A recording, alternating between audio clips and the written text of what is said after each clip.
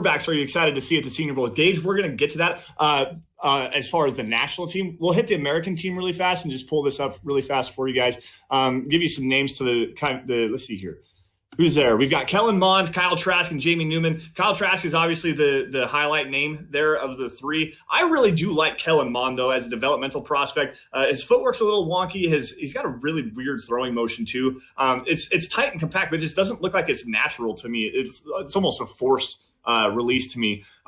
He's got the requisite athleticism to be able to run the ball. They do a little bit of read option stuff, not a lot.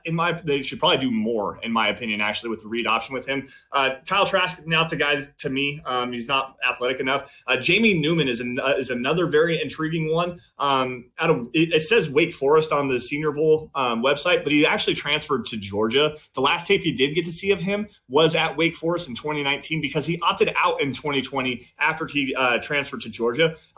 Big arm talent kid. I really do like this guy a lot. There's a lot of upside to work with him, but he's a day 2 maybe prospect. He's going to go on day 3 more than likely.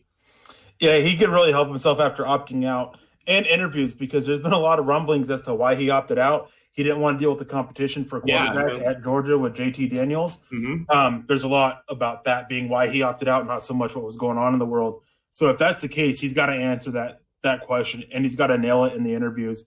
And, I mean, even then, you got to take it with a grain of salt because these kids, they are trained. They do deal with trainers who train them how to interview. So you got to take what they say with a grain of salt a little bit. But the guy who intrigues me the most, I'm not interested in Kyle Trask. I like his tape. It's nothing wrong with him as a prospect, but he's just not a modern quarterback anymore.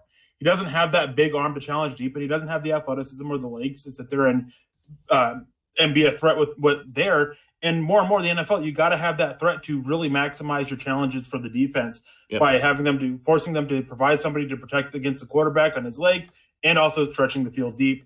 Kellen Mond, he's the most interesting guy to me, especially for the Broncos. He could be that later developmental guy, maybe a guy that George Payton likes. And if this coaching staff is on their last legs this year, we don't know that for sure. It's even though it's widely considered it is. He may like Mond to fit who he has in mind to be coming in and taking over, or be seeing a guy who he can come in and really work with Mond and develop him. We don't know. He's the guy who I'm on both teams. He's the only one who really intrigues me. Newman is all about timing and spacing with it, so he can work if they're going to roll with Pat Shurmur as a backup guy. But, yeah, Mond is the one who intrigues me the most. I really like Jamie Newman's touch, though. When he goes vertically down the field, he's got some really good touch, gets enough air under the ball, and gives his receivers a chance to go and make it. He's just not a big arm guy that's going to fit tight window throws. He's like Eric said, a lot more timing.